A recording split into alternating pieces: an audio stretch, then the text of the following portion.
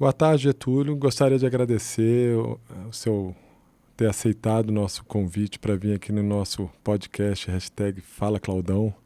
Né? Então, falar um pouquinho do Getúlio Santos, formou na UFMG, fez residência em cirurgia geral, trabalha hoje com pacientes com demanda relacionada ao bem-estar, saúde física e metabólica. Então, qual o tipo de paciente que chega para você, Getúlio? Bom, Cláudio, agradecer o convite, é uma honra estar aqui, te conhecer pessoalmente, já estou te acompanhando no Instagram. Mas, enfim, a minha história é essa, né? Formei na FMG, fiz cirurgia, depois eu comecei a direcionar para tratamento de pacientes obesos, né? Era uma queixa frequente no ambulatório de cirurgia. E hoje, assim, eu trato mais pacientes, né, com o objetivo de emagrecimento, né? Desde o sobrepeso, obesidade, e pacientes também com o objetivo de melhora da estética corporal, né? Paciente que quer, né, assim, às vezes, dar uma polida ali no resultado, ganhar um pouco mais de definição muscular. Então, tem sido dessa forma hoje em dia.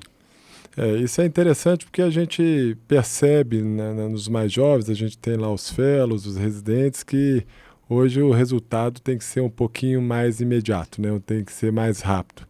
Sim. Como é que é isso para você? Deve estar chegando essas pessoas com uma ansiedade um pouco maior, com uma necessidade um pouco do time também. Como é que você lida com isso aí? Bom, isso é uma realidade hoje. É fato hoje que todo mundo quer o resultado para ontem, né? A gente está quase em dezembro, o verão está aí, né? Então, sempre a resposta do paciente é: eu quero o mais rápido possível o resultado. E hoje eu acredito também que quanto mais rápido for, né, principalmente a questão do emagrecimento, melhor para o paciente, né? Tem uma questão motivacional, né? O paciente que às vezes consegue ali perder 5, 8 quilos no primeiro mês, ele vai se ver no espelho, vai se sentir estimulado a fazer o que está dando certo de forma mais intensa e às vezes começar a mexer em coisas que ele não queria mexer, né? O exemplo é álcool, por exemplo. O paciente senta, não quer parar de beber uma cervejinha ali, mas tem um resultado legal no primeiro mês e aí fica mais empolgado e resolve, de repente, diminuir ali a quantidade de álcool. Isso é interessante você falar, né? Porque a gente percebe quando a gente está criando hábitos saudáveis, os outros hábitos saudáveis acabam entrando, né? Então, a gente que sempre está nessa toada de ir atrás de saúde, a gente percebe claramente isso que você acabou de falar. E aí vem a questão assim, de você trazer para o paciente toda essas coisas que precisa ter, né, que é a questão nutricional, a questão física e a questão da sua parte, que é a orientação médica também. Sim. De alguma medicação, de alguma orientação. Como é que você trabalha com todos esses fatores? É importante realmente você ter, mais do que uma estratégia para ajudar o paciente a emagrecer, você tem que ter uma estratégia para ajudar ele a mudar os hábitos de vida, né?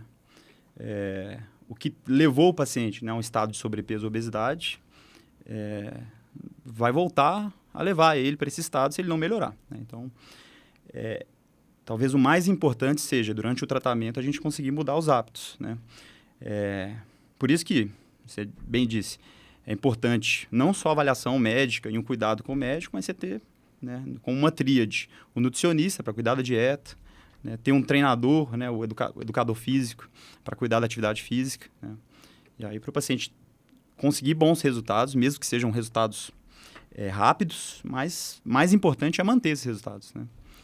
Essa parte do manter os resultados, né? Eu percebo, eu até vi no seu Instagram a questão do efeito sanfona. Isso aconteceu comigo durante minha vida, né?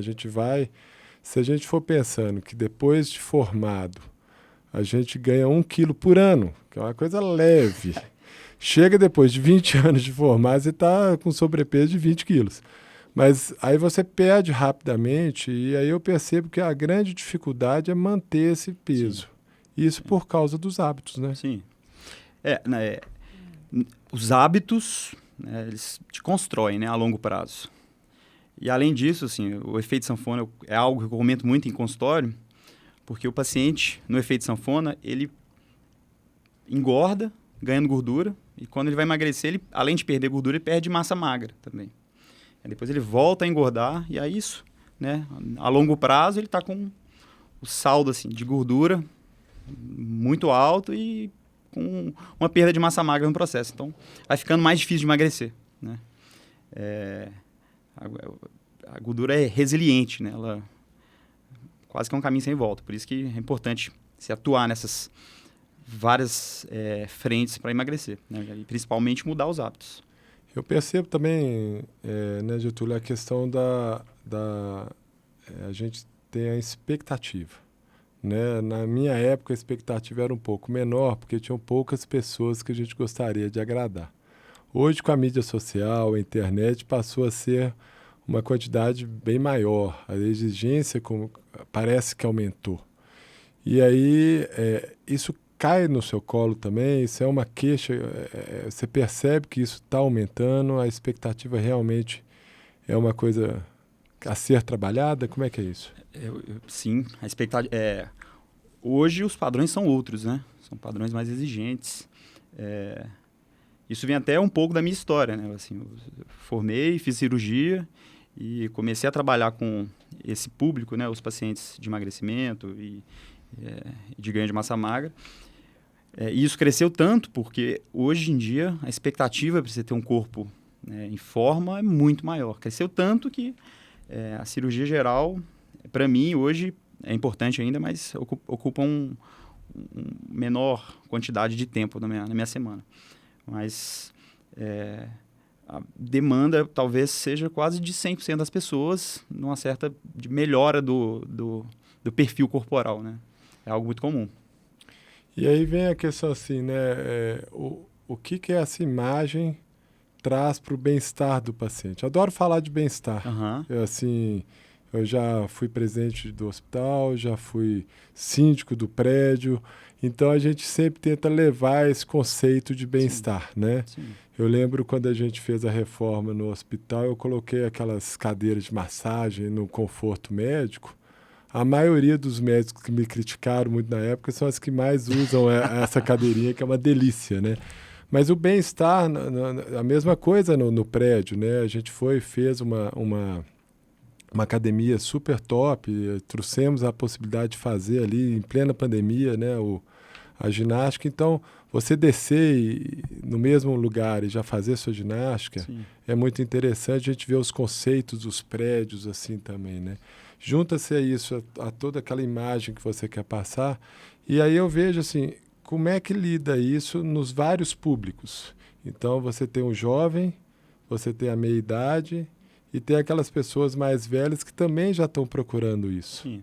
Como é que você trabalha esses diferentes públicos que chegam para você e dentro do seu propósito, o bem-estar, né? Sim. Onde entra isso aí? Eu acho que a questão do bem-estar talvez tenha que ser central na vida de qualquer médico, né? Acho que a gente trata doenças, mas com o objetivo de melhorar o bem-estar do paciente, né? Muitas vezes a gente não vai conseguir, né, um resultado 100% em todos os pacientes, mas nosso objetivo tem que ser o bem-estar, né?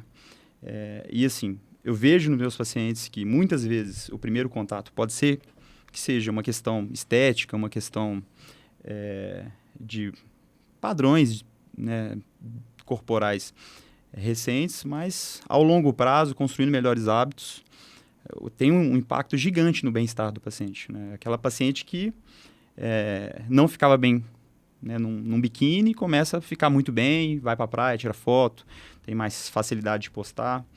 É o idoso que assim, consegue melhorar ali a composição corporal, consegue se movimentar mais, consegue brincar com os netos. Então, assim, são detalhes do bem-estar que é difícil de mensurar, mas faz toda a diferença, né? Você viver mais e melhor, né? E também no conceito do bem-estar, né? Eu percebo até em mim também, tem hora que eu tenho uma certa dificuldade de conceituar, de saber o que eu quero e saber o que eu não gosto. Uhum. Né? Isso deve também estar chegando para você até uma certa ansiedade quando você vai conversar sobre a queixa do paciente, ele mesmo sabe te responder. Qual que é o seu caminhar na sua anamnese, nas suas coisas, para fazer o paciente entender realmente o que ele está fazendo ali, o que ele quer, ou geralmente a pessoa chega bem estruturada? Porque eu vejo que não é muito fácil saber o que quer hoje em dia, não, né? Eu acho que muitas vezes tem para o paciente chegar até meu consultório, tem um impulso ali, um gatilho mental, né? Ele percebe que às vezes está com um corpo que ele não gostaria e vai, né? Mas é frequente o paciente sentar no consultório e não ter objetivos claros, né? Assim, quantos quilos perder, ou o que fazer para chegar ao objetivo, ou, enfim, até em quanto tempo ele, né, o objetivo dele seria, encaixaria nos planos. Então, é uma questão recorrente isso. Identificar, através do paciente, né, o que ele realmente quer, o que está por trás ali da demanda dele, né? Muitas vezes o paciente não consegue colocar isso às claras, né? Assim, conversando com o paciente, às vezes a gente consegue até usar assim, de recursos, de exemplos, né? O paciente às vezes apresenta, sei lá, influências, atores que ele se modela, que ele acha que tem um físico legal. Eu acho que assim, é subjetivo isso, né? É delicado, mas tem alguns recursos que a gente consegue encontrar. Falando em recurso, né? Hoje a beleza ela está com filtros, com tecnologia, a gente consegue até ficar Sim. relativamente bonito sem nem estar precisando procurar o Dr. Getúlio. Então, ao mesmo tempo, vem a questão assim de autoestima mesmo, né? De você estar atrás do que realmente você está ali postando, né? Uhum. Eu tenho uma certa dificuldade de usar o filtro por questão de prática mesmo, questão ali... Eu sou da época que mandava revelar, né? Hoje os jovens talvez não saibam nem o que é revelar uma foto direito. Mas assim, você trabalhar dentro da tecnologia onde você pode mudar o seu perfil ali. E na prática você chega num resultado X. Parece que não tem fim, né? É um ciclo vicioso, né? É igual dinheiro, né? A gente junta 1.000 que é 2.000, junta 2.000 que é 3.000. Como é que é essa questão de beleza? Aonde parar esse culto ao seu corpo? Como é que você trabalha a cabecinha do paciente e fala, olha, o seu objetivo não era esse peso, o seu objetivo não era esse corpo? Por que continuar até onde nós vamos chegar, né? E a gente vê alguns resultados até na parte estética, na parte de plástica, né? A gente está fazendo algum podcast com o pessoal de plástica também, até onde chega até onde você pode ir e quando você realmente indica um colega para trabalhar a cabecinha do paciente, né? Pois são vários desafios na profissão, mas hoje em dia a gente enfrenta isso, né? Alguns pacientes com distúrbios de imagem, né? Às vezes o paciente já é magro demais e quer emagrecer mais, né? Ou já está num perfil ali de corporal legal, né? Já está com uma musculatura evidente ainda e quer ir além, né? Mas faz parte a gente também, né? Como profissional, como médico, colocar o paciente no chão, né? Pé no chão, mostrar, e tem alguns indicadores que a gente consegue fazer isso, que realmente, assim, o resultado pretendido foi atingido, né? Eu costumo falar que a obesidade é uma doença crônica e tem que ser tratada como doença crônica, né? Às vezes, um tratamento que, para alguns pacientes, é para o resto da vida, né? Mas o meu objetivo com todos os pacientes é ter início, meio e fim, né? Não é ter o paciente para sempre, né? Conseguir ajudar ele a chegar no objetivo dele e ele seguir com as próprias pernas.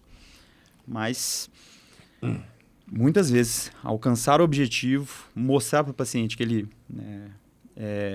chegou ao objetivo é algo que requer uma multidisciplinaridade também, né? Às vezes com a equipe de psicólogo, psiquiatra. E aí você até pegou um ponto legal, né? Da gente bater um papinho aqui sobre o que está sendo trazido para os pacientes em questão de automonitorização, de relógio que pode nos ajudar, que pode ajudá-los, Uhum. né? De fazer de alguns devices que vai ajudá-los a poder manter um corpo legal, manter uma saúde legal, para o diabético, até quando tem doença associada, né? Tanto recurso hoje para os pacientes poderem se automonitorar. Então, você falou uma coisa legal, né? O papel nosso, do médico, ele tem hoje tratar a doença. Eu acho que vai ser legal o dia que a gente começar a realmente, ao invés de tratar a doença, orientar a saúde. Né? Eu acho que você tocou num ponto legal aí, que é a questão de o paciente chegar para a gente, nós darmos o start, né, o gatilho ali de começo, meio e fim, e a partir dali a gente poder associar algumas tecnologias para ele se dar sequência naquilo ali, que é difícil. Sim. Né? Depois que você chega no objetivo, que é o efeito sanfona que a gente falou, é difícil você manter. Sim. Você usa dessas tecnologias, você ensina os pacientes a poder trabalhar dentro disso, a fazer, de repente, olha, tem alguns recursos que a gente pode estar usando para você perceber, além da balança, que é um recurso bacana, né? Chega um momento que a balança é só mais um número, né? Uhum. Ela é só mais um indicador, né? Você tem o recurso de cálculo de percentual de gordura, né? Você pode usar o adipômetro ou uma balança de bioimpedância, que são outros indicadores também para você ver a composição corporal do paciente. Hoje tem alguns relógios que estimam um percentual de gordura. Não sei se você já viu isso. Essa geração mais recente, né, de relógios, alguns têm bioimpedância embutido no relógio. E acho que sim, a tecnologia vem para ajudar. Ela consegue dar métricas para o paciente, às vezes até para tomar as decisões. Né? Acho que a decisão tem que ser sempre tomada de forma em conjunto, o médico e o paciente. Mas é nossa responsabilidade dar ferramentas para o paciente, né? Conseguir interpretar esses dados, né? Até que essas tecnologias novas geram, para ele tomar decisão. Enfim, manteve um acompanhamento, teve um bom resultado, e aí começou a espaçar o acompanhamento, de repente, uma tecnologia dessa pode ajudar o paciente a perceber que, não, olha, estou dando passos para trás, talvez seja um momento de retornar à consulta. Né? Mudando um pouco o foco, mas trazendo a questão de alguns mitos, assim, né? O paciente ele tem um certo receio de usar determinadas drogas, de usar hormônios, que são coisas que podem ajudar num determinado momento. Uhum. Né? Sempre tem o mito do hormônio trazer o câncer, essas coisas todas. Mas a gente percebe claramente que hoje em dia, quando bem usado, quando bem indicado, isso não é o problema. E ajuda muito a trazer um resultado bacana, né? Como é que é trabalhar essa questão sem o paciente querer o exagero? Como é que é trabalhar com essas drogas? Falar um pouquinho dessa questão de estar usando por um período determinado as drogas ou pode ser usado sempre? Como é que é isso? Hoje, conceito hoje em dia, né? Essa área da medicina é uma área que está muito aquecida. É uma área que é constante publicações nesse sentido. Né? Novos remédios para tratamento de obesidade, quase mensal, assim, novos artigos nesse sentido. E aí a gente vê o seguinte, as estratégias estão aumentando, né? Por um lado, tem profissionais de saúde, em geral, demonizando o uso de algumas estratégias e outros super indicando. Né? Eu sou a favor de um meio termo, né? Ter o pé no chão e indicar quando necessário e contraindicar quando necessário. Né? Talvez seja o segredo da medicina, né? Encontrar essa linha de conduta. Então, assim, é normal o paciente ter restrições ao uso de remédio, tanto remédio para emagrecer quanto remédios, né? Por exemplo, o uso de hormônios. Né? A gente consegue, através de compartilhando o conhecimento com o paciente, explicando, mostrando os fundamentos científicos, né? Mostrando, compartilhando isso com o paciente, dando informação para ele para a decisão ser em conjunto. E muitas vezes a gente tem que respeitar o tempo do paciente. É comum um paciente sentar na mesa, me procurar para emagrecer, mas já sentar na mesa com um pensamento de que não quer usar remédio. Né? Então, faz parte da atuação perceber isso e seguir pelo caminho que o paciente escolher. Não quer usar remédio, vão, né, pelo menos juntos, avaliar sua saúde, traçar outras estratégias por meio, né, de nutrição, treinos, suplementação, né, uso de alguns fitoterápicos. Mas, respondendo a sua pergunta, a gente sabe que o uso de hormônios, por exemplo, tem boas indicações. Né? E muitas vezes a gente consegue melhorar o resultado do paciente com o uso. Né? Acho que tem que saber usar, tem que saber... Não basta o paciente querer, né? Ele tem que estar no momento, né? E ter uma indicação precisa para isso. Isso também depende da dose né? Dos medicamentos, das estratégias, depende do tempo de uso, né? Pensando em garantir uma segurança para o paciente, né? Então, são áreas assim, tênues, né? Que você tem que estar atualizado no que tem de evidência para conseguir conduzir da melhor forma possível. Mas é um desafio também isso. Estratégia, né? A gente, nessa situação de querer trazer uma parte nutricional melhor, né? Eu sei que a sua estratégia vem com um nutricionista, né? Sim. Vem com a avaliação nutricional, mas a gente percebe a dificuldade na correria do dia a dia e na questão da estrutura familiar, como é que nós vamos conseguir nos alimentar direito. Sim. Né? Qual que é a orientação? Sempre vai o cônjuge, sempre vai a família. Como é que você faz com isso se só tem um querendo resolver o problema? Né? Você traz outros problemas quando isso acontece? Como é que é isso? O ideal seria a família se envolver juntos. Os resultados do paciente sempre são melhores quando tem um envolvimento do cônjuge, né, dos familiares que moram junto. Mas nem sempre é possível, né? Isso tem que ser uma demanda da pessoa. Eu tive um caso de uma paciente, inclusive, que ela emagreceu, acho que 20 quilos, mora com o namorado e o namorado decidiu ir na consulta depois que ele percebeu ela com 20 quilos a menos, né? Depois de 5 meses de acompanhamento. E aí o exemplo dela motivou ele a sair da inércia. Mas não é uma coisa simples de se fazer. E não basta a gente querer também, né? Tem que ser uma demanda do paciente. Responde a pergunta. Respondeu, né? Nesse sentido, assim, do paciente, da expectativa do paciente. Como você falou, tem começo, meio e fim. Só que hoje a gente pensa que não vai ter mais fim, né? A gente quer cada vez mais ser longevos. Sim. Né? Esse fim seu, qual que é a orientação para que a gente realmente tenha saúde para sempre, né? A gente, o Matusalém. É uma resposta que a medicina não tem essa resposta ainda.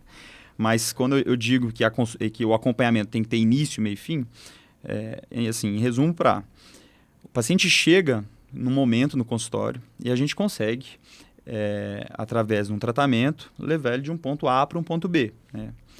O paciente vai, perde ali 20, 15 quilos, chega num ponto que ele está com a composição corporal melhor. E aí, às vezes, se o paciente, durante o processo, teve uma mudança de hábitos, come melhor, se exercita, dorme melhor, a gente pode ir espaçando os encontros, né, ir espaçando o acompanhamento, até que, eventualmente, ele segue sozinho. Né? Isso é o ideal. Né? Tem pacientes que não vão mudar o estilo de vida e o acompanhamento vai ter que ser realmente para sempre. Né? A obesidade é uma doença crônica. Né? Às vezes, a gente... não consegue atuar no nível ali mais pessoal, né? Nível psicológico do paciente, apesar das tentativas. Né? Acho que é isso. Isso. E mudando agora um pouquinho de assunto, eu vi que você abriu um Instituto Kosher. Até Sim. pesquisei esse nome, achei um fisiologista suíço que ganhou o prêmio Nobel, acho que foi o primeiro ou único cirurgião a ganhar um prêmio Nobel. E vi que até de trabalhos em fisiologia da tireoide ou algumas coisas inovadoras. E parece que o Instituto vai ter essa pegada também inovadora, até pelo seu perfil, que você já colocou aqui para a gente. Então, tem um pouco a ver com esse fisiologista suíço mesmo.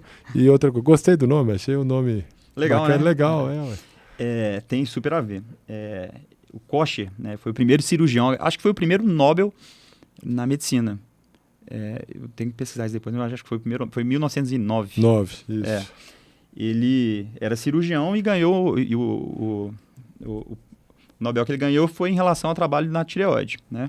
E ele era um médico gigante, com contribuições em várias áreas, inclusive na oftalmologia. Tem um sinal oftalmológico, não tem? Isso. Assim, ele atuava nessa área de fisiologia, né? A questão do tireoide, metabolismo, E, além disso, era cirurgião. Enfim, com muita contribuição na medicina. E a ideia, além de ser um nome bonito também acho, a ideia era colocar esse nome, fazer essa honra a ele, né? E ter um centro, um centro em Belo Horizonte, referência em tratamentos de emagrecimento, hipertrofia, bem-estar, autoestima, com essa pegada inovadora, né? E essa... eu te falo porque a gente começa trabalhando na medicina, a gente tem um perfil e a gente não aprende a ser investidor, né? A gente tem aquele perfil médico de só cuidar do paciente e tal, e de repente a gente percebe que para cuidar do paciente a gente tem que estar numa estrutura legal. Sim. E aí de repente a gente vai para a gestão e aí a gente acaba não voltando mais, né? A gente acaba trazendo essa questão de investir na área de saúde como uma questão do nosso dia a dia. Para que investir em bolsa, para que investir em imóveis, a gente pode investir na área de saúde, que é o que a gente entende. Sim. Isso eu acho legal, né? Então, como é que é essa questão de investir na área de saúde? Quais são os desafios que você acha legal de estar enfrentando aí? Pois sempre foi natural para mim essa questão de riscos, de investir, né? Desde que eu formei, invisto em bolsa de valores e tal. E sempre foi um sonho ter uma clínica, né, com uma clínica multidisciplinar, e agora a gente embarcou nessa empreitada.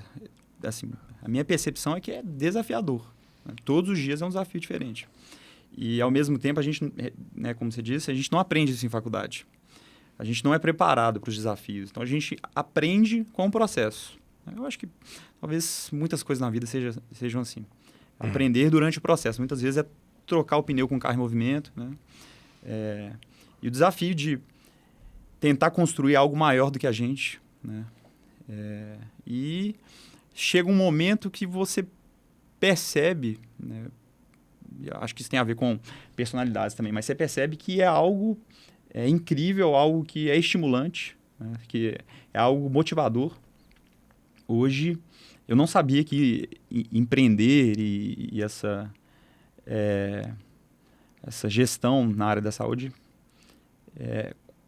iria me transformar tanto, assim. Hoje eu acordo mais animado, levanto com os desafios aí da empreitada, com vontade de fazer acontecer. O legal da gestão é justamente a hora que você percebe que você pode trazer a gestão para a sua vida, né? Então é isso que você está acabando de colocar, né? Os desafios da gestão, eles meio que espelham os desafios da vida, né? Porque se você planeja bem, os resultados vão chegar. Então, se você faz toda uma estruturação, contando com parte financeira, parte de pessoas, parte de comunicação, e aí vai com resultados, você traz um crescimento ilimitado. E é a mesma coisa para a vida da gente. Né? Então, se você... na minha época, eu falo isso com maior tranquilidade, a gente tinha uma questão do médico, chegou num certo patamar, está ótimo. E graças a Deus eu estou envelhecendo numa época onde que não tem mais limite, né? Então você consegue estar crescendo sempre. E eu acho que você pegou uma coisa muito legal, que é a questão assim, vamos fazer uma coisa maior do que nós? Então, quando você vai para uma empresa onde você pode ajudar as pessoas, onde vai ter uma quantidade de famílias ali sendo ajudadas e sendo... você fazendo da vida das pessoas um lugar melhor, uma vida melhor, ajudando toda a parte social, você vai se sentir melhor, né? Sim. O propósito nosso aumenta o patamar, né? Isso é muito legal, né? Legal. Participar de algo maior e na área da saúde é especial. Legado, né? Na área da saúde é especial porque se alcança outras vidas, né? E, enfim, no nosso caso do Instituto Koch, se tudo der certo, espero que já deu.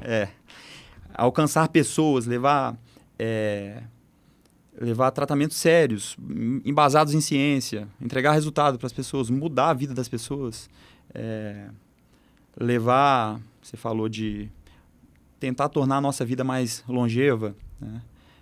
Ajudar um pai a acompanhar os filhos no crescimento, né? Um um casal a melhorar o relacionamento deles, né?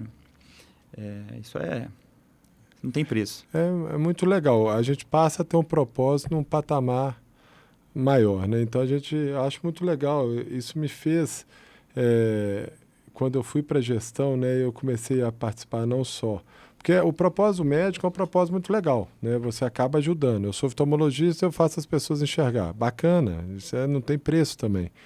Mas na gestão tem a questão também de você ajudar as pessoas que trabalham ali na empresa a também crescerem. Então, meu propósito como gestor era as pessoas têm que estar aqui melhorando a vida delas, né? As pessoas que saírem daqui, no meu propósito como gestor, elas têm que sair melhor do que entraram. Sim. Então, isso é muito bacana. Isso tudo é uma bola, né, super bacana. Mas, para a gente finalizar aqui, como é que é a questão do seu propósito mesmo? Como é que você está falando que está mudando? De cirurgião já está mudando um pouquinho o seu objetivo. Então, o propósito de vida é deixar um recado mesmo para as pessoas que estão aí atrás de uma definição do corpo, de trazer saúde, né? Então, acho que deixa seu recado para o pessoal que aí nos assiste no hashtag Fala Claudão aí.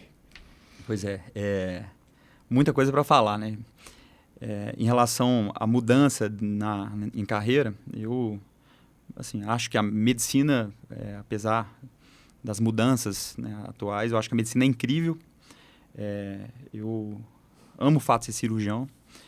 Mas essa área, né, do trabalho com emagrecimento, a questão da sarcopenia, ganho de massa magra, né, me traz propósito por perceber a mudança na vida das pessoas. E eu acho que um recado para os pacientes seria que é possível viver mais, é possível viver melhor, né, é possível alcançar um bem-estar, né, uma percepção melhor do alto valor, não só com o médico, né, com o nutricionista, com o educador físico. Eu acho que, enfim, esse é o nosso objetivo, melhorar qualidade de vida e bem-estar dos pacientes. Uma coisa legal, né? Você é jovem, já mudou um pouco de rota, mesmo tendo uma coisa mais definida. Isso é muito bacana hoje em dia, a possibilidade da gente mudar de rota, né? Eles falam que em 2030 vai ter apenas 10% das profissões que nós temos hoje, né? O médico vai estar dentro desses 10%, não tem como tirar essa prática. Mas dentro da medicina, né, eu, como cirurgião, tenho uma vida mais curta. Daqui a pouco eu tenho que pensar na aposentadoria. Talvez eu esteja até aqui já pensando em alguma coisa que pode me ajudar mais para frente ali, né? Então, é muito legal isso, né? Sem ansiedade, a gente aproveitando as oportunidades que a vida vai trazendo, a gente ter a tranquilidade de fazer as mudanças de rotas que a gente tem para fazer, né? Eu vi em você uma tranquilidade nisso aí. Sim. Muito legal para os jovens a gente passar isso, né? No meu caso, começou como uma educação continuada. A ideia não era mudar a rota, né? A ideia era aprender um conhecimento que eu aplicaria nos meus pacientes pré-operatórios e operar com melhores resultados, né? Operar um paciente magro, muitas vezes a gente consegue melhores resultados, né? Mas é isso o segredo da vida, né? Ser com tranquilidade, perceber e estar aberto a novas oportunidades e perceber o que te faz feliz, o que te traz propósito. Quando eu comecei a atuar nessa área, percebi que às vezes ter um resultado legal com o paciente traria mais transformação na vida dele do que alguma cirurgia. É isso aí. Então, queria agradecer, né? Espero que vocês tenham gostado do nosso bate-papo, né? Getúlio Santos, foi muito gostosa esse bate-papo, esse podcast que a gente fez. Acrescentando um pouquinho para as pessoas, eu acho que o nosso objetivo aqui no podcast é trazer um pouquinho dessa leveza, dessa tranquilidade que a gente tem na vida da gente, para que as pessoas possam curtir, aprender um pouquinho, que é uma maneira nova que a gente não tinha, mas também poder ter um momento leve, como foi aqui, esses Sim. minutos aqui. Muito obrigado mesmo. Agradeço também a oportunidade. Me sinto honrado de estar aqui. Também é um modelo muito novo e inédito na minha carreira. Enfim, muito obrigado. Valeu demais.